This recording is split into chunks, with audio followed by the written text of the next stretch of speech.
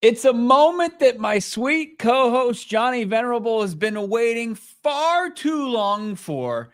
Could the reunion happen here in the desert between Jonathan Gannon and one of his former players? Plus, speaking of former players, we look back at all the Steve Keim busts. Where are they now? It's PHNX Cardinals on a Friday.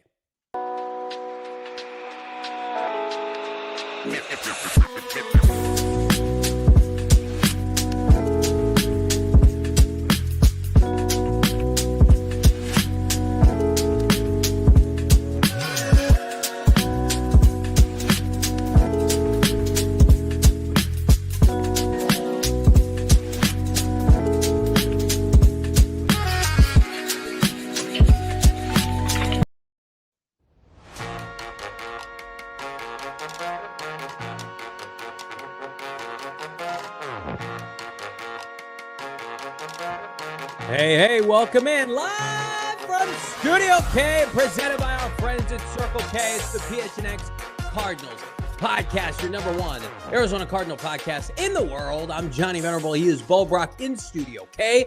Sweet baby Damon is back today on a Football Friday. We're going to hold her fold later in the show. We're going to dive in to see just how much Monti Ossenfort has taken the axe to Steve Keim's roster in a special Where Are They Now segment. Plus, off the top, we're talking a reunion. Is it time that you reunite with Bet365? If you have not done so already, download the app, use the bonus code PHNX365 when you sign up. Choose your offer, find out why, whatever the moment, it's never ordinary with Bet365. Brack, how we living? Living well. Looking at the chat, seeing all the fine people already contributing to this program. How about Schaff, Marco, Claymore Jones, Kyler Plummer, Claymore Jones, K2, Michael Evans. I see the squad is here. Ozzy 221. Oh, for sure. Mike Meyer and Craig, whole crew here. And Damon he's been talking football all day long. He even connected with the new OC down there at the U of A. Was talking some ball earlier with the new play caller there. I was going to say no one loves ball more than me, but then I realized that Seth Doge might actually love ball more than me. Yeah. So check it out. It's a great interview. It's here on YouTube, PHNX Sports. But Johnny, this is your day, man. Is it? It's not your birthday, but it might as well be celebrated like it is. You've been, I guess, patiently, not so much, but you've been patiently awaiting your opportunity to really kind of speak this reunion that you've been wanting for so long into existence. Full transparency, I wanted to lead with Reddick and Reddick alone, and I think we'll have that time this offseason. And Bo said, we need to get Josh Sweat in there. We need to have a discussion about Josh Sweat. We need to do a little tail of the tape, which I respect. You know, I'm not going to come on this show and scoff at the notion that the Cardinals could sign 27-year-old Josh Sweat, who's performed well for JG in the past. It's a good, solid pass rusher. But let's talk about Haason Reddick. Let's talk about his future in the NFL with the Arizona Cardinals and why I believe it's an ideal fit, at least for what the Cardinals need. The Cardinals, Bo, need multiple pass rushers. Can we agree on that? Absolutely. The pass rushers that they're trotting out are not good enough. They have rotational outside linebackers. Zaven Collins, right? Solid. You know, Xavier Thomas was solid this year, developmental guy. I am firmly of the mindset that they need minimum 2 new edge rushers this year that really can help them and give them juice off the edge and to take advantage of the skill set of Nick Rallis and Jonathan Gannon's defense. And so while I believe that Reddick alone cannot be the marquee pass rusher you add this offseason, I think he is the perfect 1 to 2 year guy to fill the gaps of what the Cardinals plan to do, and that's remake that front seven. We have it sourced pretty well on this show, and I'll take this to my grave. Haason Reddick, I know a lot of people are like, he didn't love his time in Arizona. He doesn't want to be here. That's hogwash. That's incorrect. Here's what we're prepared to tell you. He would love to come back to the Arizona Cardinals. I repeat, Haason Reddick, despite his ups and downs with this franchise, mismanagement by Steve Wilks and Steve Keim, Vance Joseph moved him outside, changed his career. He would love to play for the Arizona Cardinals again, and he would love to play specifically for Jonathan Gannon, who was his linebacker coach in Philadelphia. Oh, it's Nick Rallis. Oh, where's Nick Rallis? Coordinating the Cardinal defense now. So again, if you want to play the game of, well, Reddick doesn't want to come back, he absolutely does. Now it has to be for the right amount of money, but I think on the surface level, before we jump into, Bo, the statistics and everything else, are you open to a Haason Reddick reunion this offseason?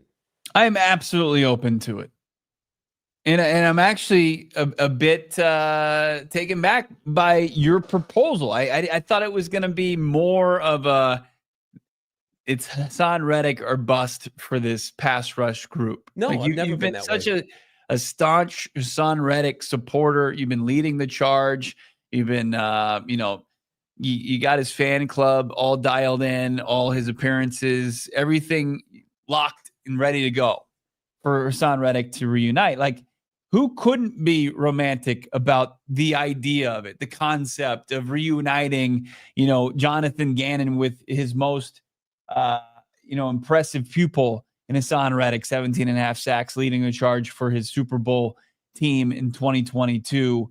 And also this little tidbit, as you mentioned, his return to the team that drafted him way back when in 2017. Like, who wouldn't want to see that all play out? But I think really what it comes down to is, what would his role be on the team? Would it be one of the primary pass rushers, or would it be a complementary rotational role? And what would that cost be for a guy, Haason Reddick, who's going to be 31 in September?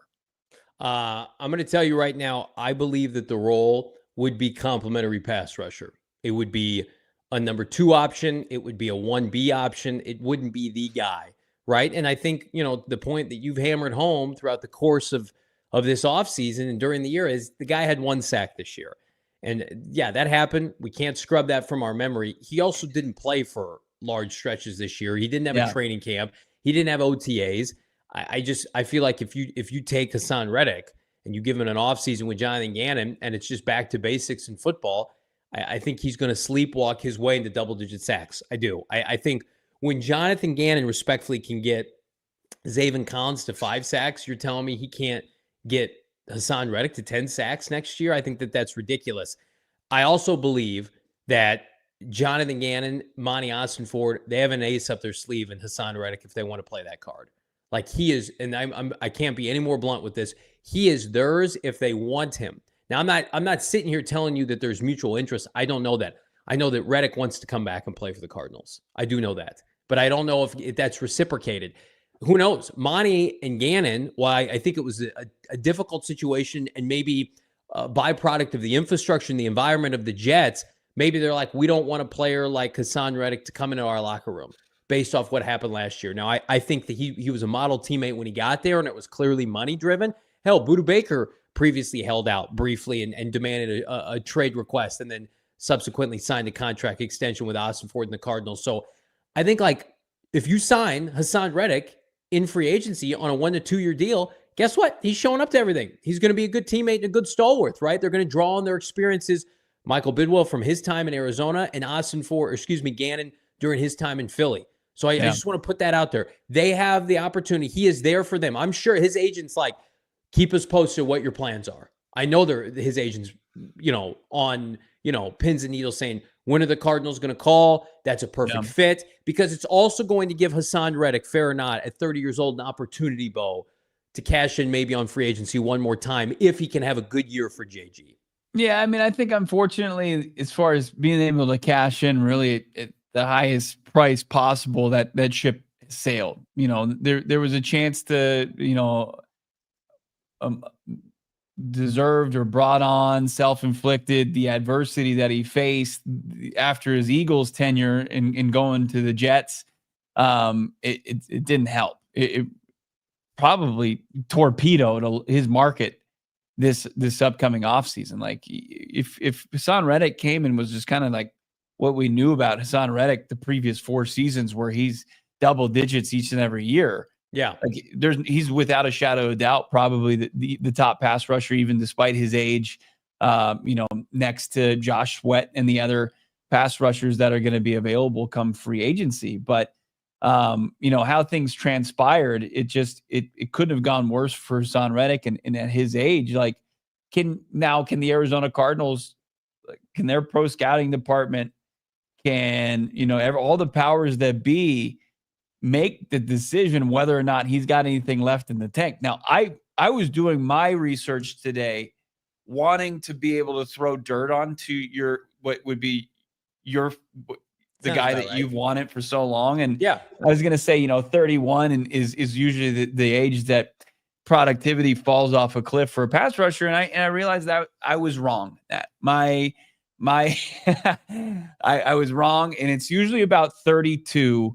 Like you saw guys like Chandler Jones, you saw guys like Terrell Suggs, guys who are very productive in this league. I think Haason Reddick has earned a little bit of that respect himself, to where like their most productive years, like they were able to play through year 31, 32 at a high level. And in some of those cases, even further beyond that. But I could make the case for like 31. If you're signing Haason Reddick to a 1 to 2 year deal, and he might still be probably in the camp of where he needs to kind of go and do a prove it to go maybe earn a little bit more in a final contract before it's all said and done on his career, then that might be the case. And can the Cardinals benefit from him having to play that card?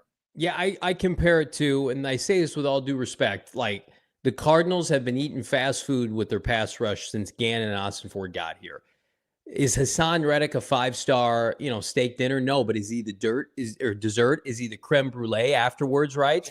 The souffle? I think so. And you can always splurge a little bit to have that kind of premier out to eat, evening with a loved one, right? If you want to take Cardinal fans out for a good pass rush meal, it's like, who's the steak, right? The steak would be a Max Crosby, a signature pass rusher in his prime, right? Maybe that's a draft pick eventually.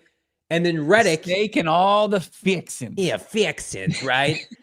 A little creme brulee, maybe some cheese fries, right? Like truffle fries. That's Haason Reddick. It's not going to be what you go out to eat for, but it's an add-on item that chef's kiss. Cardinals have been doing fast food drive-through with their pass rush for 2 years. No more of that, right? Let's make it. Monti Ossenfort. Let's make a reservation. It's called free agency. Let's start with a nice appetizer, a cocktail or two. Let's get a steak, and let's get a little Haason Reddick to make the evening that much more memorable. And that's what they need to do.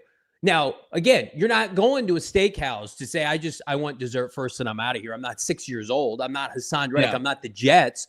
But you're going in there and you're like, it's going to be part of my free agency meal. And I think that because of Haason's situation, where are the Cardinals at? They have to win. They have to rush the passer. They need more than one. Mm-hmm. Go out and focus on exactly what you need to accomplish with your big fish. And then also on the side, pick up the phone and say, Haason, you're a Cardinal. Get out here, work out, 1 year deal, incentives, and kick ass for JG one more time and be a complimentary piece. Like you remember the year the Arizona Cardinals signed Antonio Cromartie in 2014, and it wasn't about anything other than, hey, Antonio, come here and be a hired mercenary for Todd Bowles and help us get to the playoffs. And he was unbelievable. But who is the opposite with? Patrick Peterson, who is in his prime, who is the steak. Cromartie's like, I can take chances. I can get pick sixes. I'm on the number 2 receivers. Both those guys made the Pro Bowl. And if Carson Palmer doesn't go down, the Cardinals win the NFC West. They probably go to certainly the divisional round, NFC championship game. That was the best defense in modern history for the Cardinals. Cardinals have an opportunity to duplicate that. I know it's 10 plus years later. Go out and get a stud pass rusher and complement it with Haason Reddick. It makes just too much sense not to happen. I don't think any team, after what's happened this year, Bleacher Report articles be damned, that somebody's going to give Haason Reddick a big bloated contract. It's not happening. Yeah, I've got one last big concern. We'll get to it. It's a bit disrespectful, but let's take some inventory here of the position. There are some outgoing players, some guys who played their last down, at least contractually for the Arizona Cardinals, are set to hit the free agent market. That includes the injured Dennis Gardeck. You've got, the punching bag of Johnny Venerable, Julian Okworo. It wasn't his fault, though. It wasn't. No, it wasn't. Baron Browning, who was acquired at the trade deadline, he is a soon-to-be free agent. On your roster, the Arizona Cardinals have Zaven Collins, Xavier Thomas, and one more, BJ Ojulari. So you've got 3 guys, but they all have their own respective red flags, right? Zaven Collins, credit to him, career high 5 sacks this season, but it's not his forte. Getting to the quarterback is not his forte. And if he's your drop back offensive linebacker, your run stopping offensive, outside linebacker, that's fine. He has a role in this defense. That's great.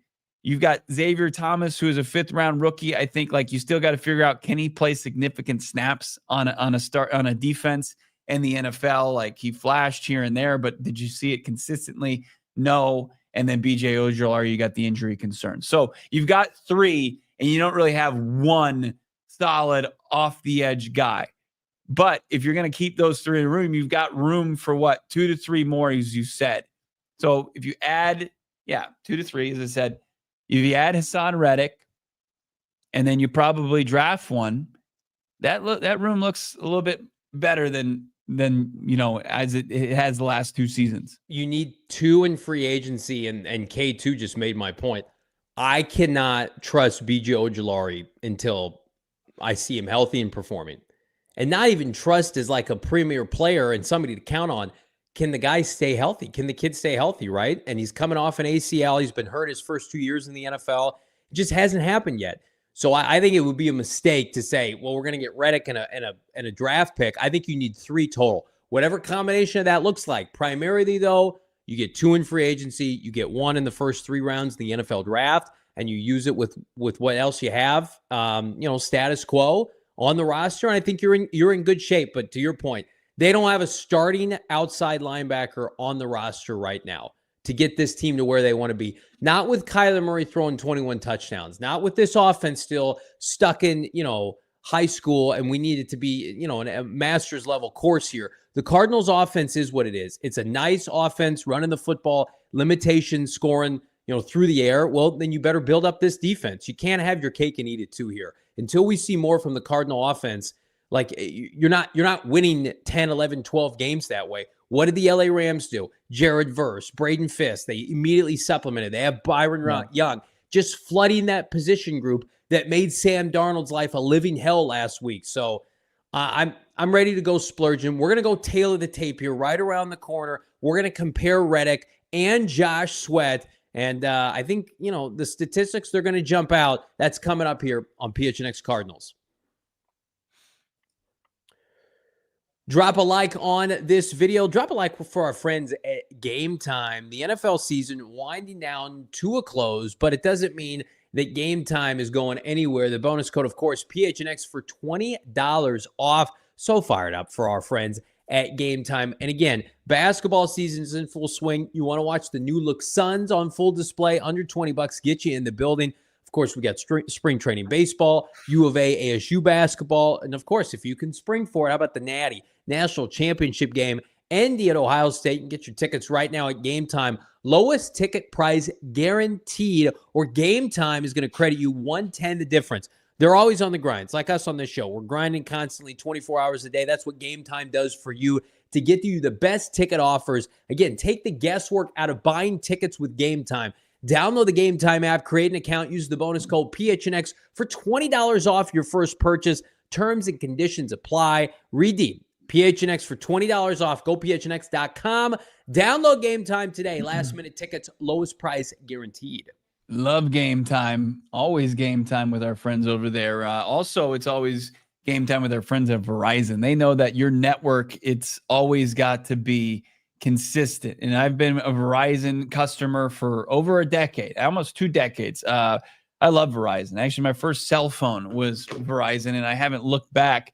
And Verizon is doing something for the first time. It's never been done. They've got Verizon Fan Fest. This is where they're bringing Super Bowl experience to all the NFL cities. That's right.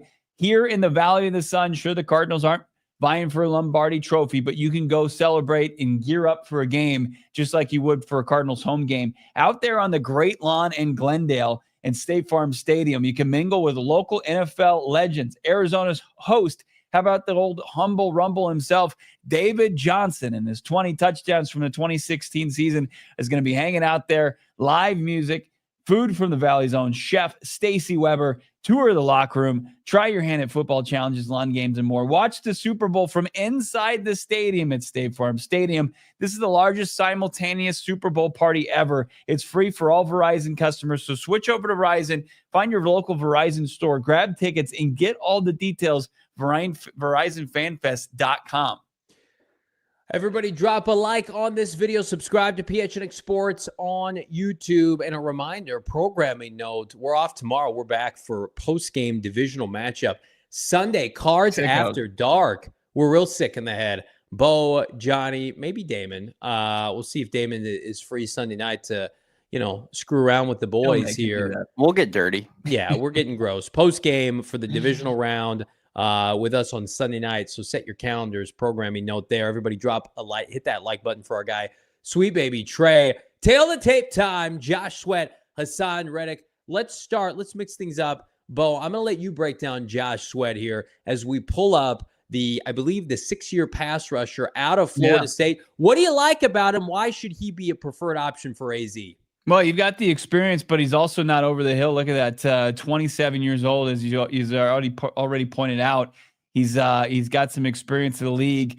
We're going to go back to the 2022 season where he had 11 sacks. That's his career best, I believe, in his pro career. But 43 career sacks. He only made he made $10 million as a 1-year deal for Sweat to come back to Philadelphia, former 4th-round pick, but. I think that he's not somebody that I think the opposing offenses are going to identify as like a game wrecker or a war daddy or like, hey, if we don't, stop Sweat each and every down, he's going to blow up our game plan. But he's a guy that's productive. He's going to put pressure on the opposing quarterback and he's going to get done. And as far as improvements to the previous cast of characters in the Cardinals outside linebacking core, Josh Sweat would be an immediate upgrade.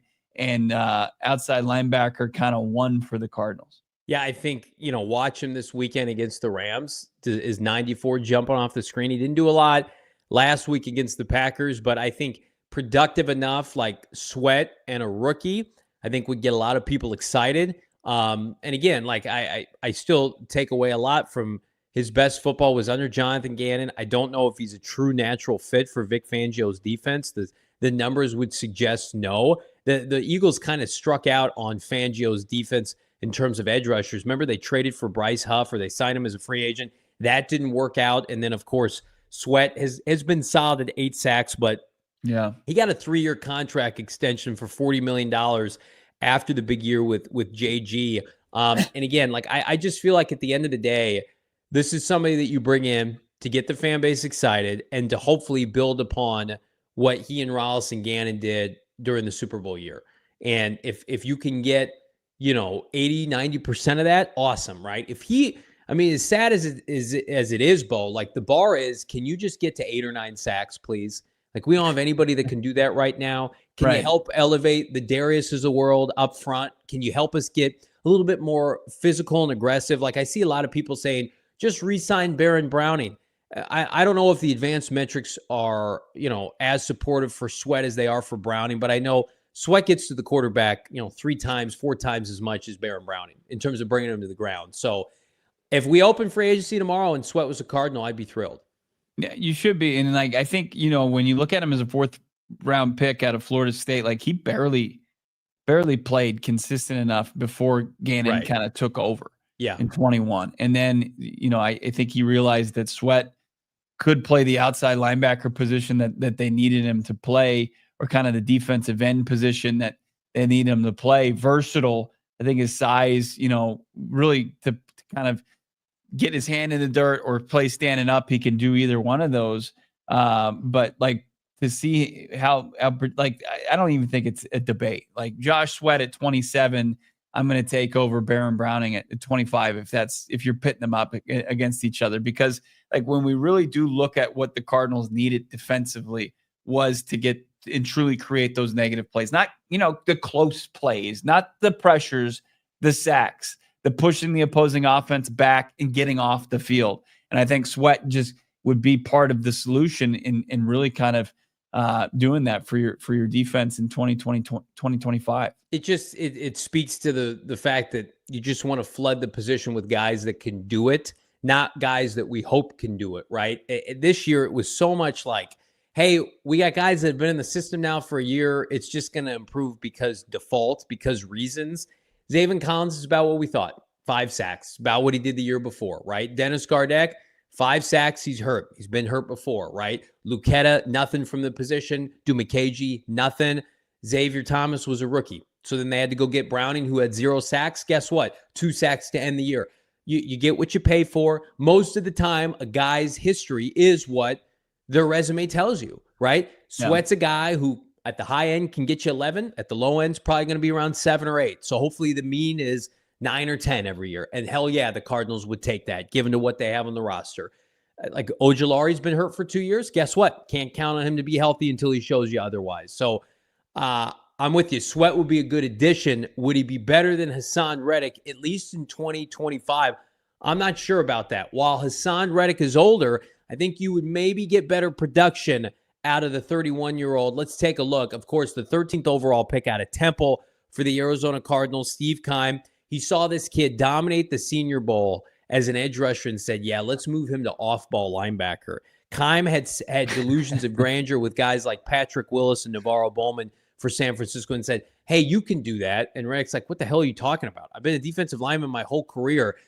Age 30, his best year in 2022 when really he could have been the defensive player of the year, 16 sacks for Gannon, 70-sack, record-breaking Eagle defense en route to the Super Bowl, 59 career sacks. His salary this year, $14.2 million.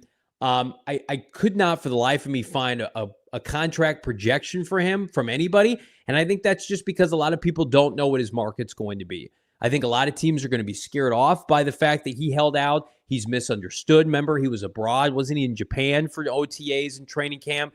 But I think that between Bidwell and Gannon and Rollis' familiarity with him, it's like, you want to come here and you want to play for $10 million with a bunch of incentives, let's do that. Or a 2-year, $20 million deal. If I'm Haason Reddick and I want to be able to save face, my reputation, and maybe get one more chance, Bo, at free agency, there's no other place to go.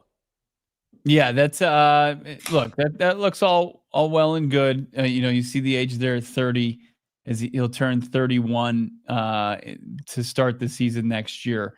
But we'll just go with what that concerns me the most about Haason Reddick here is like you can see these numbers and the resume, very impressive.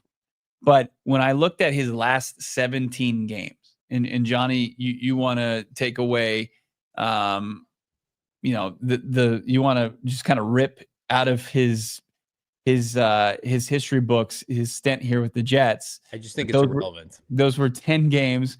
He had 1 sack in those 10 games.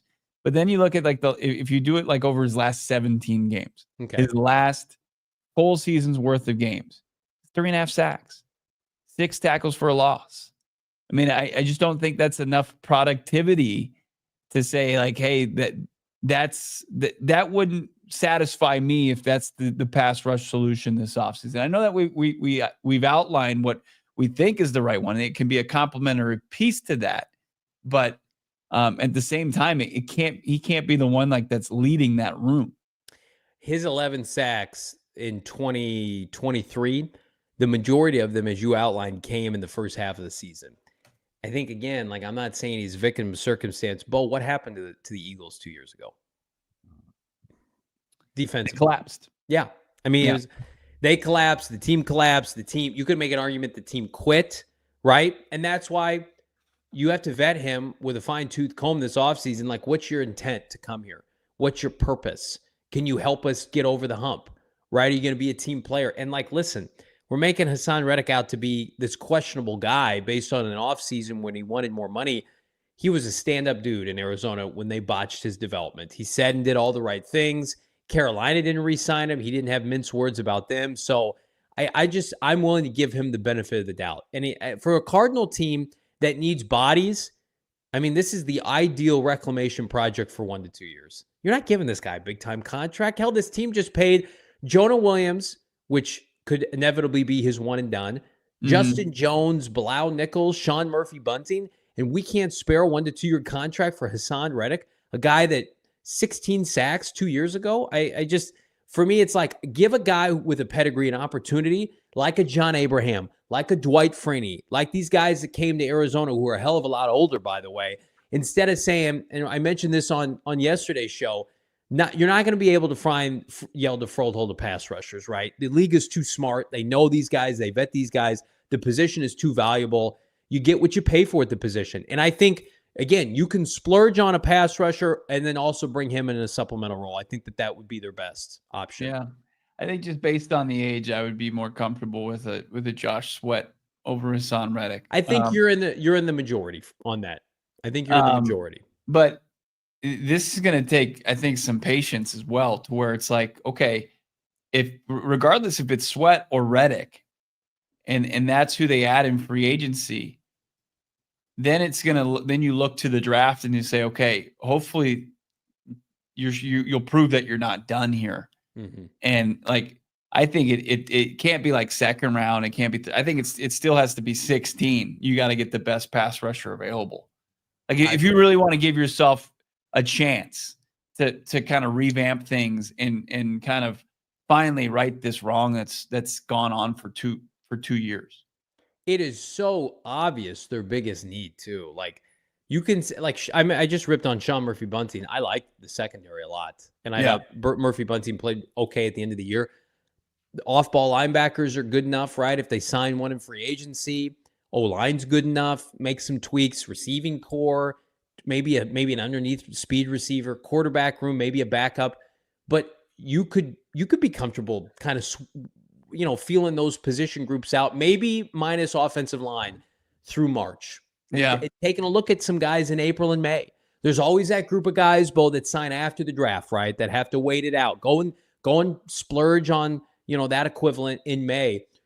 The free agency, it would behoove Ossenfort the first week to just start getting some insurance on what has been such a demoralizing unit. And I'm steadfast in my opinion, Bo, that part of the reason that they got Buddha and James Conner's contract done so fast is that the time for screwing around is over when it comes to free agency. We don't want any other distractions. We want our guys taken care of so we can go get somebody else's guy and make us better.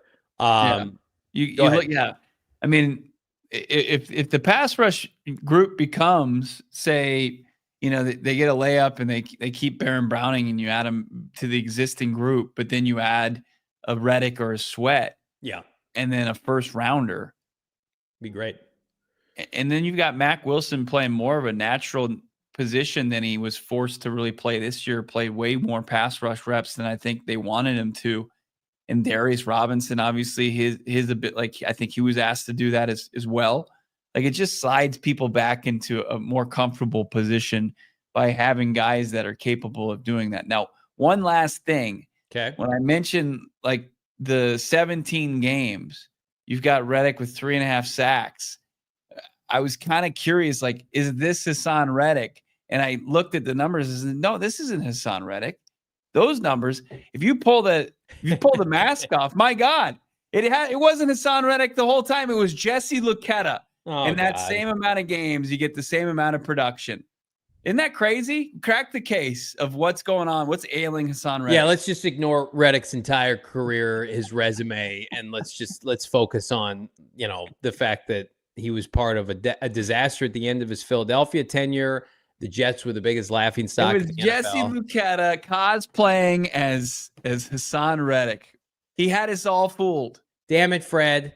Get Fred out of here. Where's Thelma? Where's Thelma and Scooby? I would have gotten away with it too, Jesse Luketa, if it wasn't for the Arizona Cardinals finally wising up to buy a pass rush this offseason. That's like the appetizer, speaking of appetizers, to what our next segment is. Because, man, oh, man, buckle up. We are going to go down memory lane. Steve Keim, where are they now? Ex-bust additions and maybe some outliers here. That's coming up on PHNX Cardinals. Are you talking about Pure Edibles right now? You are, yeah. Yeah, I love Pure Edibles. Founded in Arizona, available in 130 dispensaries statewide. That's right, the great state 48th state is well represented with pure edibles in 130 different dispensaries statewide. Unbelievable. Pure gummies are not covered in sugar like all of the competitors. No empty calories here. You're not going to feel, obviously shame because you put back too many, sugary gummies. That's not the deal with Pure Gummies. They're full-fledged candy company offering gummies, kicks, which are just like Starburst, which are goated as one of the candies. Chews, soft candies like caramel, and hard candies. Pure Effects are clearly listed on each 10, so you know exactly what the effects are going to be. Pure offers gummies for sleep support, as well as candies uplifting effects derived with unique cannabinoids such as CBN, CBG, CBD with marijuana derived in THC. Does it sound like I took a high-level cannabis course in college? I feel like that reading this because they don't mess around as far as Pure Edibles go. They were created in Flagstaff at Noble Herb Dispensary, the home of Pure Edibles, and is made in Phoenix, Arizona. Pure Gummies are designed to be ripped a bit in half, making them easily shareable to dial in your exact dose. Go find yourself some Pure Edibles products from one of the over 130 dispensaries in Arizona. Fired up about our friends at Pure Edibles. Fired up about our friend Shake It Baby Ice Shaker. Right now, I'm looking to get jack swole. I need all the protein consumption money combined. Speaking of money, save money right now with our friends. 25% off via ALLCITY 25. Created and used by the Gronkowski brothers. Ever heard of them? Ice Shakers have sold over 1 million bottles. They have changed the game and workout bottles this offseason. Check out iceshaker.com. Again, ALLCITY 25 for 25% off your order. Again, they've got branded ones. They've got solid colors, customizable that a lot of people think, oh, if I customize it a month, 2 months, how about 3 to 5 business days? It's going to hold ice up to 30 plus hours. How about that? It's third-party tested, but it's ready for you to consume today. Order your team-branded bottles via iceshaker.com. Use the code ALLCITY25 for 25% off your order. Ice Shaker, show your support for your teams with the unequivocal best branded workout bottles on the market. Ice Shakers, baby.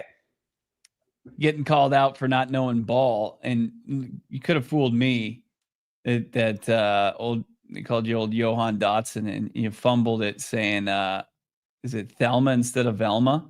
Is it Thelma? Yeah. Velma. Yeah. You guys are right. Scooby-Dooby-Doo. Remember Scrappy? Remember his little friend Scrappy Doo? I feel like that's us on this show. We say Scrappy Doo a lot there's a lot of Scrappy Doo references on the PHNX Cardinals show. You look in the scrap. You look in the Zappy Doo because of Bailey Zappi. Johnny just roasting him. Yeah, it is Velma. It's not Thelma. Yeah. Not Thelma and Louise. Velma. You don't know ball. You don't know Scooby Ball. What was that? Hanna-Barbera. I used to get down with Hanna-Barbera, of course. Drop a like on this video if you get down with the boys. I had a childhood. Yes. I was more of like Ninja Turtles, Batman, the animated series. Scooby-Doo is a little bit not really my thing. Scatadoo for the touchdown. Jack Sawyer strip sack. Next play, Cam Scattaboo, touchdown, State Farm Stadium, feeding families near you. Don't push your agenda on me right now. We're going to have such a great offseason here. But before you can move forward, sometimes you got to look back to move forward. Oh, man. And that's what we're going to do today. Did I take one of those pure? Never mind. I won't say it for our TV partners, but go ahead. Where are they now? The Steve Keim free agent draft edition bow. We are so fired up to take. It's like Fred from Scooby-Doo with a lot of ex-Cardinals now, exposing some ex-Cardinals, and then maybe regretting some departures if you're Monti Ossenfort, Bo. Yeah, there was some loafers back there like Scooby and everybody. Look, let's take a look at some of them. I did kind of get that off the screen, Johnny. Johnny put that up here. That just got on the screen on its own. Thank you, Terrence. I like to think of myself as a cool guy. Yeah. Okay. Such a humble guy. So I put it up yesterday when the Cardinals ended their season in 2022, the final season, the nail in the coffin for Cliff Kingsbury. Yeah. They went 4-13. There were 87 players in the organization, right? 53 on the active roster. I think like 16 people were on IR. They had the practice squad, and they had, a couple players here and there. Of those 87 players, 16 remain. So let's take a look at some of the Steve Keim holdovers, and then we'll get to those who were kind of kicked out of the organization. And some of these guys, as we mentioned, are free agents to be. Yeah. Damon's got them highlighted here in the red. So Kyler Murray under contract, James Conner, Trey McBride under contract. So is Budda Baker, Zaven Collins, and Jalen Thompson under contract. Andre Bocellia and Bernard Saikovitz, your international player, they're in the organization as well. But then you've got guys like Dortch, who could hit free agency this year. Calvin Beacham's unrestricted. So is Will Hernandez, Dennis Gardeck, Victor Dumakaji, Jesse Luketa. So like you could have even more people exit this organization. So 16 of 87. That's quite a bit of turnover in the last couple of years. Just as I suspected, trash. Look at this list right here, Bo, and tell me, like, Steve Keim so egregiously bad at his job, right? For every Budda Baker and Trey McBride, there are guys that are not on this list. Skykovitz, Bocellia, not exactly household names. Practice squad guys. Yeah. And those guys will be gone. I'm sorry. And I think the same could be said, I think, for like Dumakaji and Luketa, if there was more of an emphasis to upgrade the edge. This roster has been gutted. It's been taken to an auto body shop, scrap metal. It's been stripped down, and it was necessary. But this, here's who I expect to be on the Cardinals this year. K1, James Conner, Trey McBride, unequivocally. These are the unequivocal guys. Budda, Zaven Collins, TBD on Jalen Thompson. We're hopeful. Bocellia, I don't think is going to make this roster. Neither is Skykovitz. I think I think that we're looking at 5 or 6 Keim holdovers. Yeah. I think Dortch could be gone. Luketa is gone. Prater is gone. Brewer, Dumakaji, Gardeck, they're all gone. Beacham and Will Hernandez, especially with Hernandez, flip a coin. I think we're looking at 5 or 6 guys. And you know what? It was necessary. You need to scrub your palate of what Steve Keim did to this roster. 10 years of ineptitude in terms of roster construction. Good hell. Yeah. And you have guys exiting, remember Keontae Ingram? Yep. He lasted a little bit. He's gone. I brought that name up the other day to you, right, Bo? Who could what was it in reference to? I was just remember when he was RB1? I mean, it felt bad. Wow. Those were some tough times. That's called slumming it. Yeah. And then there's the success stories. Let's start to go down memory lane. Do you want to do that? No, I don't want to be positive. I want you to. Well, there's the success stories. There's Zach Allen. I think this is undeniable. Along with Zach Allen is Byron Murphy, 2 guys who were all pros, right? Zach Allen hit the quarterback 40 times this season. Zach Allen was an absolute beast. Look at this guy. And then there's maybe the unsuccessful story. Yeah, there's Byron Murphy. Obviously a local kid. He was up there. Did he lead the league in picks this season? He did. Unbelievable year in Minnesota. And then, the guys that they kicked to the curb for a 7th round pick, and Isaiah Simmons. Take a look at Isaiah Simmons. Look at this. There's a good tackle attempt. There's Isaiah Simmons. That's not Nick Chubb. That's Jerome Ford, undrafted Jerome Ford, just cooking the 7th overall pick. Whoops. Isaiah Simmons, who some feel like was done dirty by the Cardinals and that the Cardinals would regret this trade. I regret looking at those egregious takes. There may not be a worse take out there that Isaiah Simmons would flourish post-Cardinals. He doesn't love football. We've heard that. Has he not been unlocked? Is he officially not been unlocked? Is there still time to find the key? 17 games this season. He played each and every game. He started one for a bad Giants team. He started one game. Oh. And he had 2 passes defensed, and he had 21 total tackles. 0 tackles for a loss. In 2 years, quarterback hit. Yeah. In 2 years with the Giants, he has 1 sack, 1 forced fumble, an interception. Guess what Isaiah Simmons is? He's a backup. He's a backup in the NFL.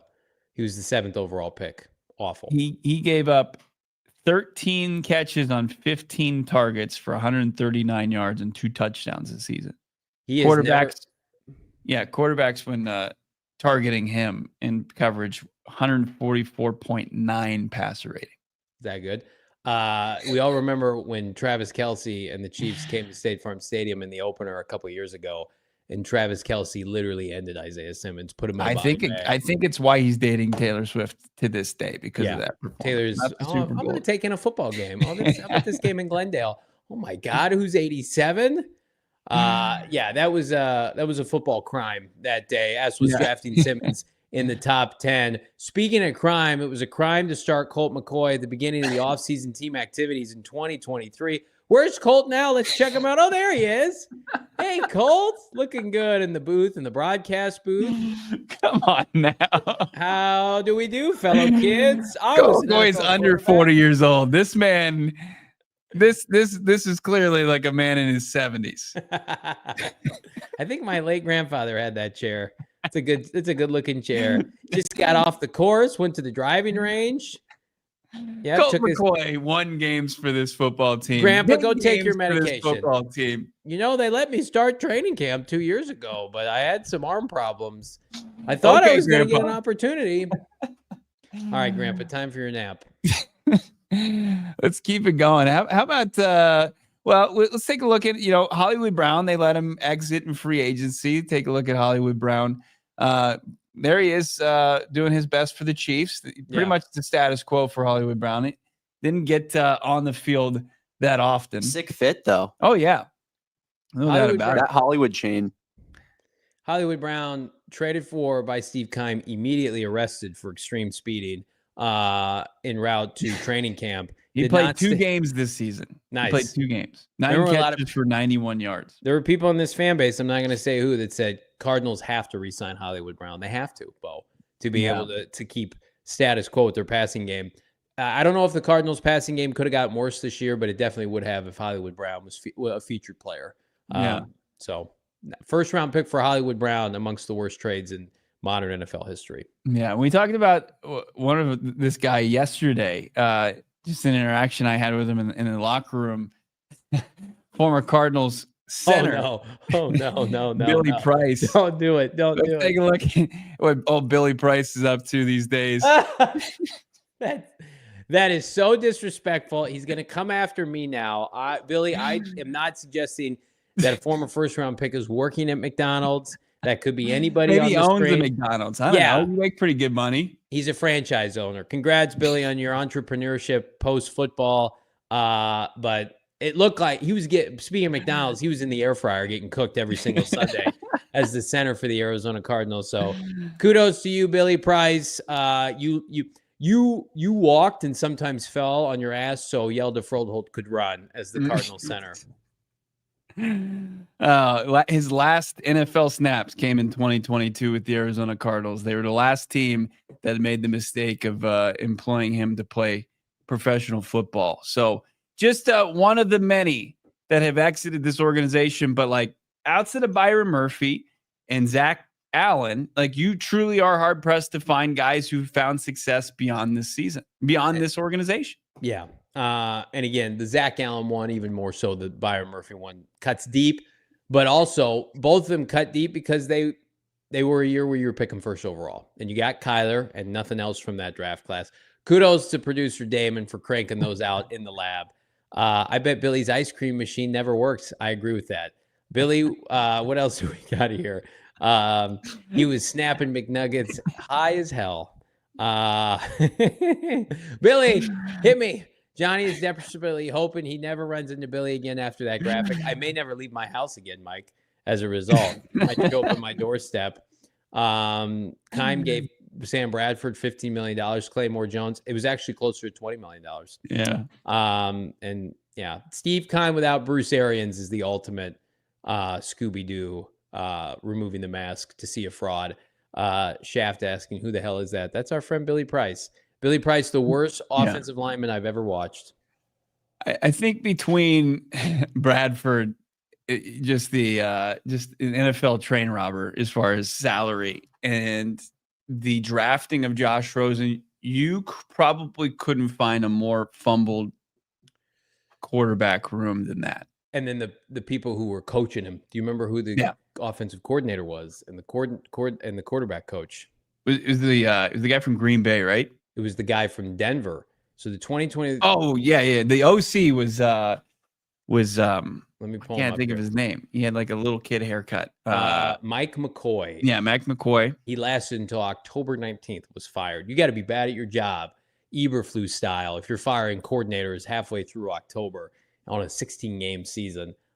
He basically got hired. He got fired like in the second half of a Thursday Night Football debacle against the Broncos. Times were tough, man.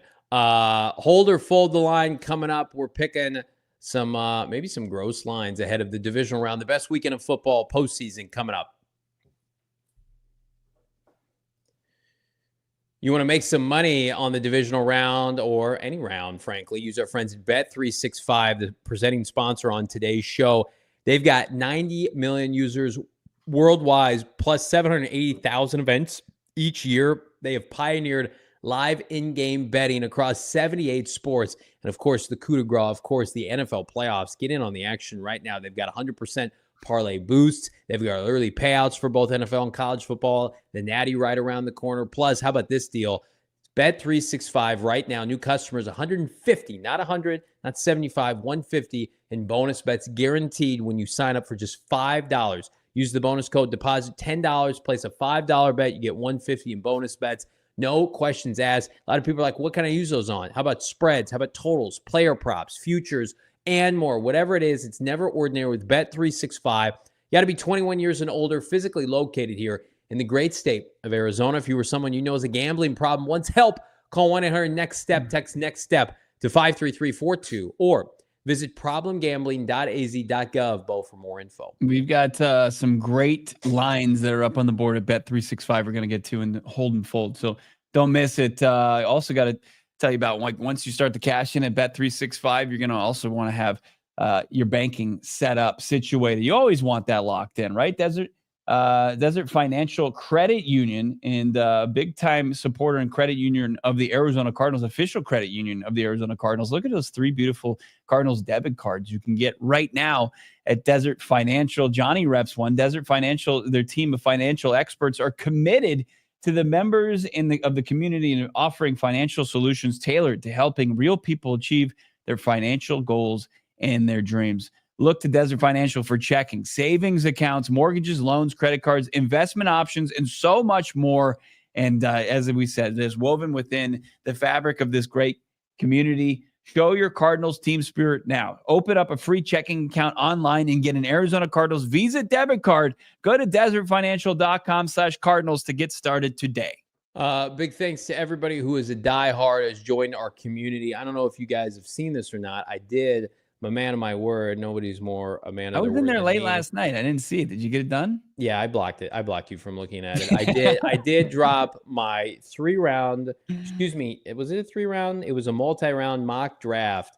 And it did include, it was 3 rounds. It did include a trade for a star player, but I still ate, so much so that our guy Hanshot first said, this is a quote from the Discord. Not going to lie, Johnny, you cooked this mock. I would be 100% on board with this. How about that? Ultimate tease for my guy Hanshot first. So the people are raving about my late night mock draft. Thanks for checking out the Discord with everybody here at gophnx.com. Become a diehard. And Bo, stop laughing at my mock draft. Get out of here. Well, just your comment along with it. Yeah, you did receive a couple fire emojis for this. I got to admit, it's pretty damn good.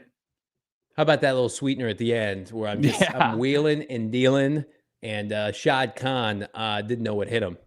You still got Trent Baalke's corpse walking around there taking full advantage of the Jacksonville Jaguars. So check that out right now. But you got to be a diehard at gophnx.com. Damon, Dawg, we are happy that you're back. Well-deserved day off yesterday. We had to endure Shane Diefenbach, and now you're back here on a Hold or Fold Friday. Why don't you catch us up? What happened last week, sweet baby Dame? Yeah, unfortunately, I took the Minnesota Vikings last week. No one's ever been more wrong. Sam Darnold is very bad at football. Anyone that spends money on him in the offseason they've lost their minds. That was, I mean, he single-handedly lost them that game. I said to you guys at one point while we were watching the game live in person, I said, if you switched Matt Stafford and Sam Darnold, I think the score would be opposite. And I stand by that. Yeah. Did you catch it all this week? The Paul Allen, their play-by-play guy, is a pretty emotional guy. Just good. Some of the clips from him just screaming and yelling about throw the ball. You gotta get rid of that ball. I've never seen a quarterback hang on to the ball longer than that. Yeah, just zero pocket presence, zero feel. Rushers running straight in front of his face, and it's like he didn't see him. Yeah, he was seeing ghosts. Yeah, it has you seeing ghosts now. As we creep closer and closer. I feel like this is my sixth sense, though. I think it's starting to kick back in. Do we have our standings for the year? Let's just say real quick, Bo hit Commanders money line plus 140. Johnny teased up Ravens minus 13.5 to plus 135 also hit. So, well, I mean, mine was still the highest casher of the week. Can I just say it's so cliche, Damon, that he takes the lowest odds and he loses. That gives me just hope for all of us. That Damon's like, I'm gonna go safe. Vikings are the favorite.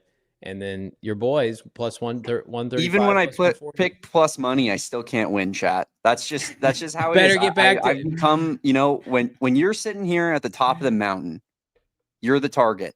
And that's okay. We thrive on that opportunity. Incoming Chiefs money line pick for Damon this weekend. Incoming Chiefs money line. How am I not plus money after just dominating the last 2 weeks? You had a good week. I mean, you went from like minus 3.5 to like minus 1.8 or whatever. I will be in plus money after this week. Book it. Yeah. What kind of losers minus 3.5? Oh, me. Damn it. Even with a win, haven't I been kind of warm? We're going to have to go, Bo, after this week to catch up with this little fraud boy, 275. We're going to have to start doing maybe some anytime touchdowns. We're going to have to get, I mean, like there's no point of just doing games after this week because the lines won't be robust enough unless we want to tease them. We're going to have to get into the player props. That's what I did. Damon. We're going to have to do some haymakers with Damon. I did that this week because, like you said, you guys picked a couple money lines there, and there's not too much meat left on the bone in terms of games. I would have had to have taken, Texans money line or something. I love this comment from AZ Moses. Bo blowing his lead over JV was almost as bad as the Cardinals losing the division after being 6-4. Very comparable, AZ Moses. Yes. Tough second half for Bo. You let Damon put the chat on the screen. No more from you. Johnny's his chat picking has not been good. You would think that Johnny's the God's gift to broadcasting with the way he just manipulates. Yeah, Taylor produced. Yeah. To fit him, and we're just a bunch of bums. Just great point, JD. 3 fire emojis. If you never saw the chat, you would just assume the chat was 100% pro me.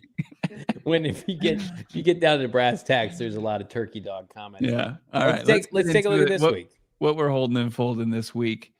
Quickly, I'll go first. Hey, real quick before you do, if you're watching with our streaming partners, jump on over to gophnx.com. We love our streaming partners, and jump on over if you want to see hold or fold the line. We will start with me because I had I was the biggest winner last at plus 140. Yeah, Johnny, is this guy serious? Plus 100? I mean, kind of pathetic odds when you really think about it. I didn't know this. We were going back to elementary school, but I guess so. Look, I just see value, and when you got a giant slayer in the Bills and Josh Allen, and you're going to give me plus money. I'm going to bet it every time. Home dogs. It just feels. I know the Ravens took one to the Bills earlier this season. That was a long time ago, and it was in Baltimore. But I think the Bills hosting this game. That I like Josh Allen to take on Lamar Jackson in the Ravens and give me the value here at plus 100. I kind of would probably have gone whoever was the dog in this game, and I'm just going with the Bills money line. Give it to me plus 100. Don't like it. I think Baltimore with Derrick Henry right now just too good. I think Buffalo's offensive talent's going to show their limitations.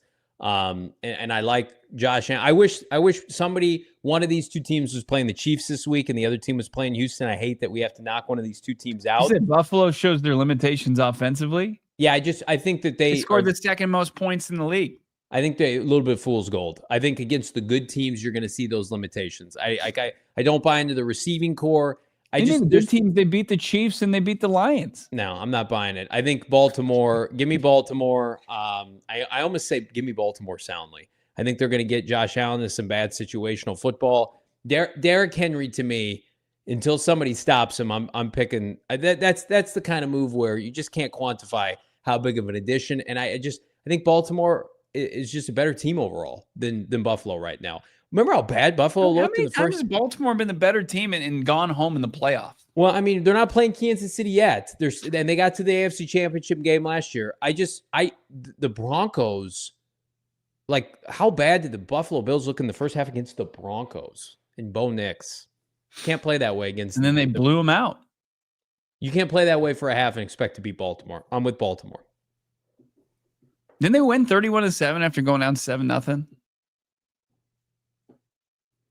Can't do that.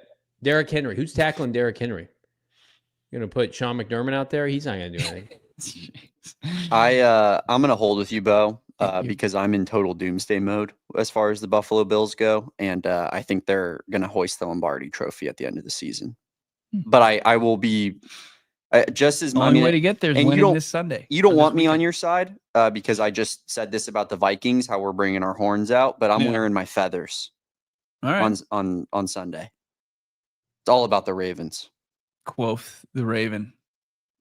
Who wants to go next? I'll go.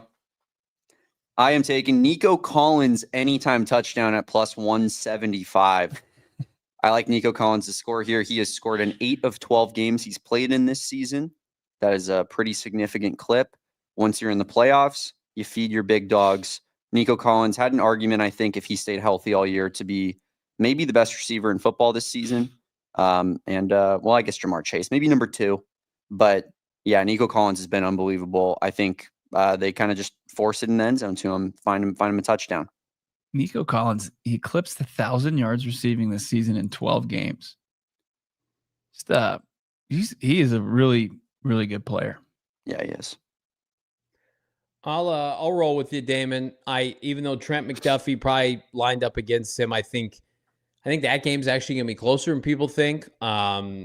I was ready to bury Houston. I thought the Chargers were definitively the better team. And D'Amico Ryans, he's got the goods. I think that defense is going to get some takeaways. It feels like Kansas City hasn't played in a month. I think there's going to be some hiccups. I would not be surprised if Houston led for lengths of this game. So, yeah, I like Nico Collins, whether it be a touchdown pass, maybe an end around. And I also think with no Tank Dell, Stephon Diggs, they have limitations in terms of, playmakers. So they're going to force feed Nico Collins the football they should. All right, let's go with you know what? I'll hold with you. He scored last week. What'd you say? 8 of 12 games he scored in? Yeah, 67% of his games this year. And someone put in the chat here, and it's a good point. Like, no Tank Dell, no Stephon Diggs. It's who you got. Mm-hmm. I like that. I'll hold with you. All right, fellas. Welcome to the pros, the big leagues, where we take big swings here. There has never been a bigger mismatch in NFL playoff coaching history. So true. Than Nick Sirianni versus Sean McVay. Sean McVay, and for those of you who weren't in attendance, took the golden child, Kevin O'Connell, to the woodshed on Monday Night Football. He embarrassed Kevin O'Connell. He embarrassed Brian Flores. And I hate this because, again, I'm going to look like a moron because the Rams are going to get to the NFC Championship game, even though I called them dead and buried. But I don't care. I'm looking to make money here on Hold or Fold the Line. Get that off the screen. How dare you? Philadelphia, if Jordan Love wasn't atrocious, could have beaten Philadelphia. I think Philadelphia with Jalen Hurts right now, their passing game isn't there. This Rams defense, they're giving up like 8 points per game, Bo. We talked about it off air for the last 6 weeks of the season. Now, I don't know how realistic that is against Philly, but Puka Nacua, Stafford, can they get them to like 24 points? If they can, I think they win this game. I think Sirianni, if at any point they're down by 7 to 10 points, especially in the second half, that team's going to crumble. They're not great at situational football. Fangio is the best coach on that staff, but I mean, Fangio versus McVay, mismatch. Sirianni versus McVay, get out of here with that. So I like Philadelphia to get upset by the Rams. When's the last time the Rams have played a bad game? I mean, they should have lost to the Cardinals. They didn't. They beat the Cardinals. They've been playing good football for about 2 months now, whereas really since Jalen Hurts got hurt, he had his concussion. The mojo that Philadelphia had earlier this year, that's gone. So I like the Rams in the upset, plus 225 on the road. The Matthew Stafford playing in the cold stats don't concern you? No. Nope. 1-8, 54 completion percentage, 11 picks, 14 touchdowns. McVay versus I think you should leave Nick Sirianni. He's going to bungle something in this game. It's going to be a meme. We're going to laugh at him. We didn't even mention Big Dom. The Eagles have unequivocally the better team, but I mean, you make an argument the Vikings had better players. Didn't matter. It's State Farm Stadium. Here's the stat that I saw that I think will have me holding with you. Sean McVay, 12 playoff games coached. Never has his defense surrendered a 100-yard rusher. Oh. And they're going to have to lean on Saquon, I think, in this game in order to win. So I don't know. I'm pretty confident in the Rams defense. Would you say, right? 8.5 points per game for like 2 months. Yeah, for like 2 months. Yeah, I'll hold with you. Rams money line. Party at my place after this goes down. If it does indeed go down the way that you have it, Johnny. I want nothing more than for Big Dom to no longer be in the playoffs. Nick Sirianni, what a joke. Sean McVay, I agree. I agree with your initial statement. Biggest coaching mismatch in the history of the league. Yeah. I want to see a clowning. McVay unequivocally right now is the second best head coach in the NFL behind Andy Reid. And you want to throw motivator Dan Campbell in there, sure, man Campbell, but like in terms of like scheming a game plan, especially in the postseason. And again, like I don't like the Rams. I don't hate the Rams like I do the 49ers. Like I can't pick the 49ers in the playoffs. I hate their team, their infrastructure. I hate their delusional fan base, loser fan base in San Francisco. It's hard to hate the Rams, especially with Aaron Donald gone. It's impressive what they've done this year. Yeah. Yep. We'll hold together. We're in unison on that. Yeah, I love that pick so much. Everybody drop a like on this video. Hold or fold the line here, and then we're going to be able to break this down. Sunday Night Football. Do you think there's going to be any Rams fans that are verbally assaulted in Philly in the stadium like there was Packers fans? That guy, did you see that guy like lost his job? He's been like outed. Yeah. Can't call people that. You can't abuse. Big Dom apparently led the charge. He's banned from the stadium for life. Yeah, he's picking up the pieces. You can't do that.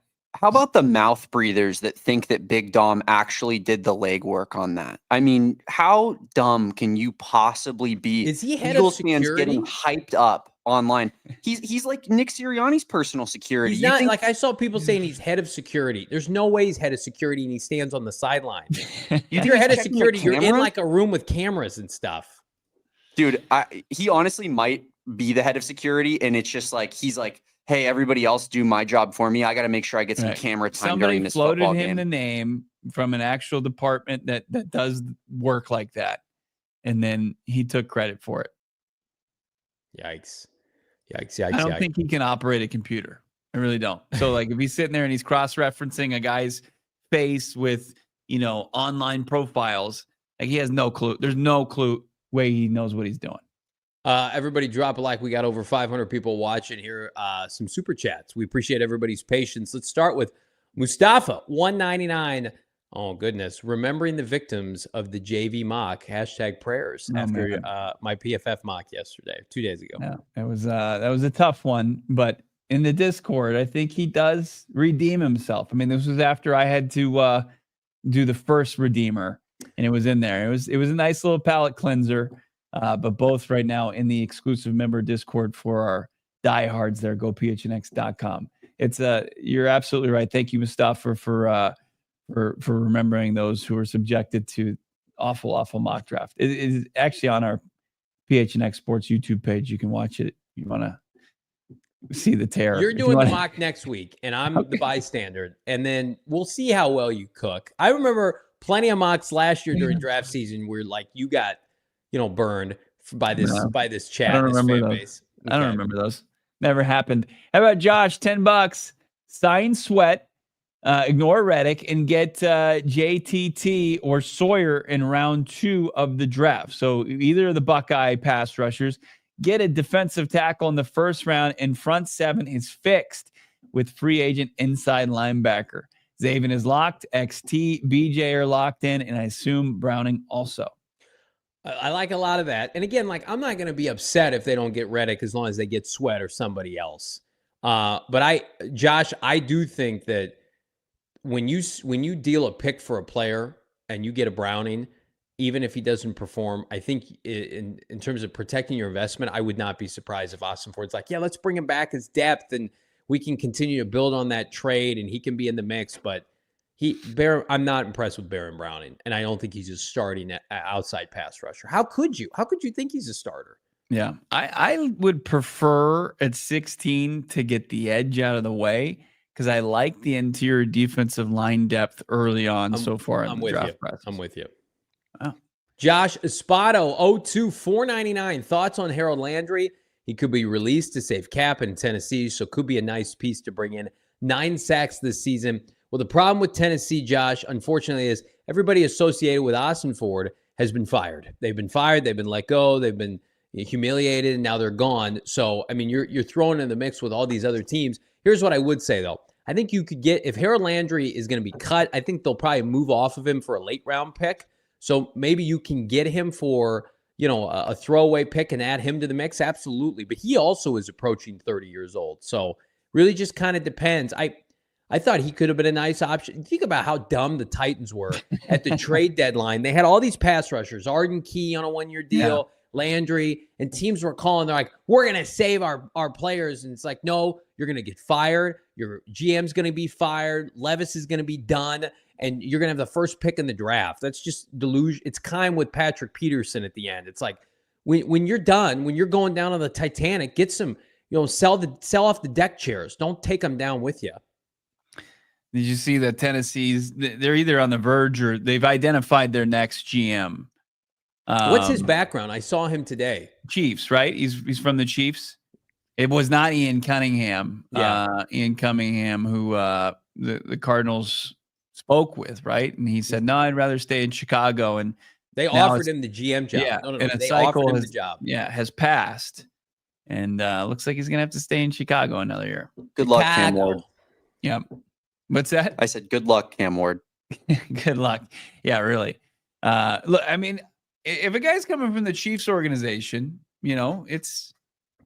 I think that's the better move than the guy from the Bears organization. Yeah. They're not bringing Mahomes and Andy Reid and Brett Veach and but all the it's people, these I love to see Rand Carthon, and like, you never love to see guys get fired, but the fact that he wouldn't interview with the Cardinals, or Ian Cunningham saying thanks but no thanks, these GM jobs that they could have gotten, and they said thanks but no thanks, and now, I mean, Cunningham, I think he's now become more of a long shot to get a job somewhere because of the downfall of the Chicago Bears. Oh, if they're bad, you get an opportunity, a job, you got to take it. Like, whoever's advising you, it's like, no, you're better off waiting. Like, that's a bit foolish to me. Ryan Poles was almost just fired. Guess who also would be fired? Yeah. Everybody underneath Ryan Poles. Dad's drinking again. They might as well set up or close up shop if that happened. $4.99. Just sent my last $5. I don't know how I'm going to eat, but as long as my cute potatoes eat, cutie patooties eat, hopefully the wife and kids will understand. I think they will. Again, we'll use that money wisely. Dad's drinking again. But, prayers up to your family. And, a good kind of, resolution for that is, as long as you pay your internet bill, you can continue to watch PHNX Cardinals programming infinitely. Yeah, I heard this program feeds families in its own way. Yes. Aaron Van Buren, AVB, jumping in $2. JV was the profit on Jack Sawyer. Need him in AZ. Please, Aaron. JV made it a second account is what just happened right now. Yeah. Can we call him, instead of Jack Sawyer, Captain Jack Sawyer? Because he's the captain of the Buckeyes, like Captain Jack Sparrow. I do like that. I think I've coined that. It's mine. No one steal it. Captain Jack Sawyer here. future Cardinal defensive lineman, pass rusher. I can't wait to where at the combine I get to lock eyes with him. I'll work on a Billy Price style Photoshop for us. Mm-hmm. Here he comes off the edge. Dana, $2. Dana, our resident ball knower of ball. I got Zach $15 million. I expect 18 to 20. Mind blowing miss. I mean, the Cardinals offered him a contract. It was probably in the neighborhood of like $10 million, and he didn't want to play. I don't think for a team that was stripping it down. I mean, he literally would have been the last man standing, and like. We saw what that did, Bo, to Budda Baker's psyche at the end. He's like, get me out of here. It's like, no, just have the long-term vision. It has worked out for Zach Allen to leave because he's on a playoff team playing his best football for his defensive coordinator of 6+ years. Jack Smith, follow him to the bathroom, JB. No, his NFL career would be cursed just like Anthony Richardson's has been. Yeah, it's a lot of people are saying that I was the reason Anthony Richardson's a bust. I won't confirm or deny that. Izzy Moses, JV, don't lock eyes with Jack Sawyer. Can't risk giving him Steve Keim picture vibes. What does that mean? Oh, the Keim photo. Once upon a, do we still have? Oh my god, I love how we have. It'll never leave. I'll never delete it. Jack, hey, Johnny Venerable, PHNX Cardinals, right here, over here, sir. This is Johnny watching the national championship on Monday.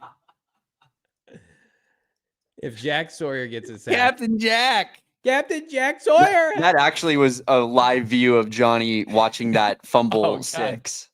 I mean, that is the exact face. The Cardinals just need to keep drafting Ohio State players. Sorry.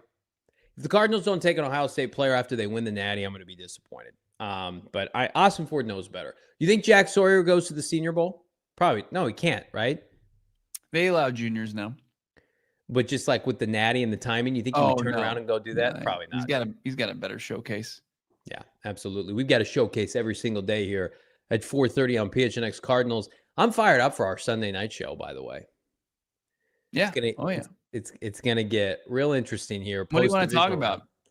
There's gonna be so many storylines. I'm excited about it. Like, will Drew Petzing get that second interview? No, that's dead. That's over.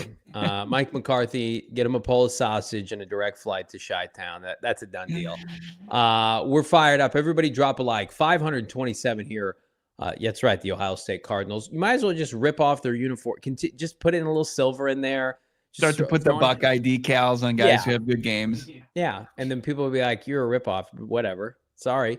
There's a reason that, Prada bag ripoffs do well. Like there's a market for the kind of the black market material, the goods that, maybe you can't afford the Ohio State. Well, Cardinals, you can be the next best thing here.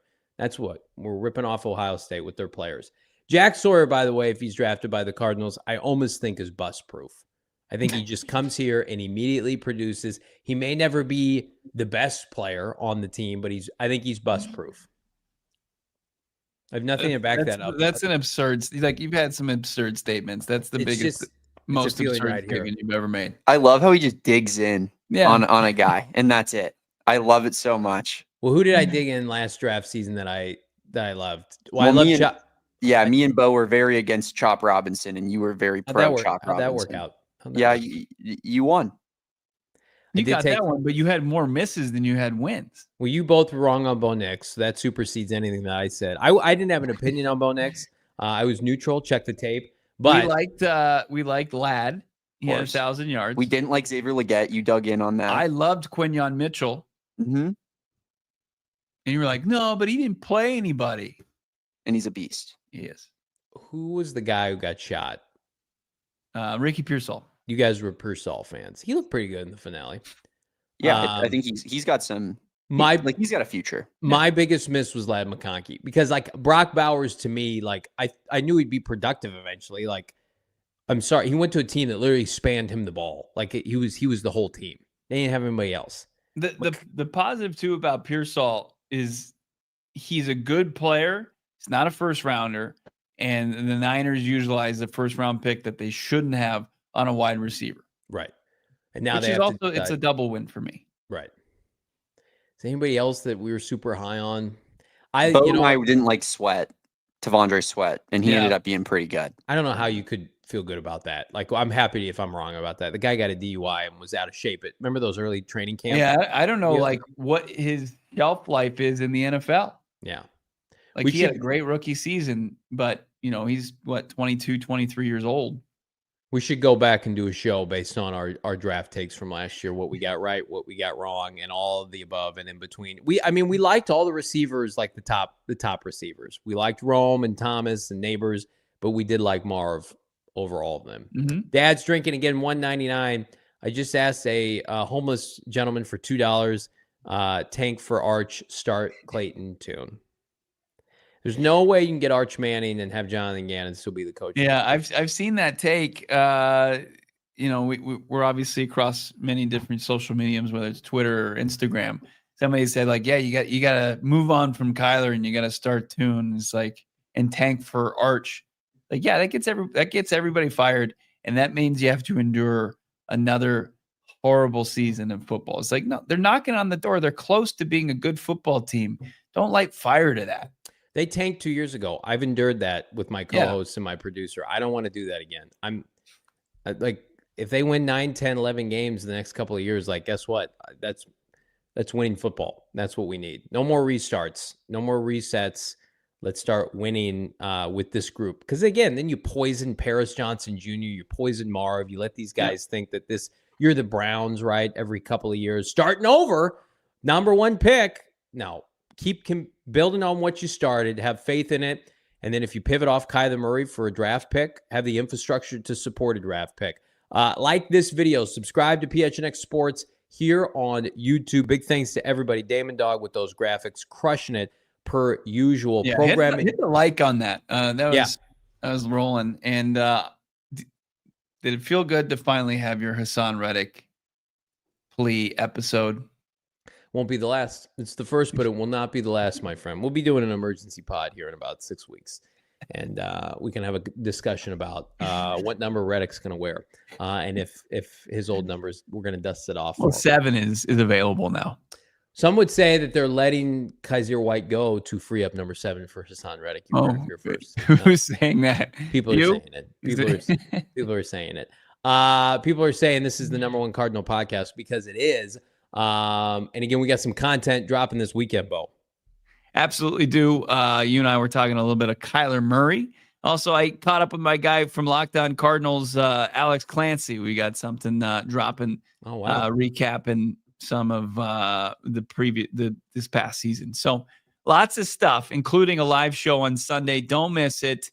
It's been a pleasure. Another week of shows. We started with a playoff game and we ended with Johnny finally getting to talk about his favorite player this upcoming offseason, Haason Reddick. For Damon, Dawg, check out his interview with the Arizona Wildcats new OC right here on our YouTube channel. Subscribe to PHNX, AZ Wildcats and PHNX Cardinals. Have a great weekend, and we'll talk to you guys soon. We all silly like the mayor.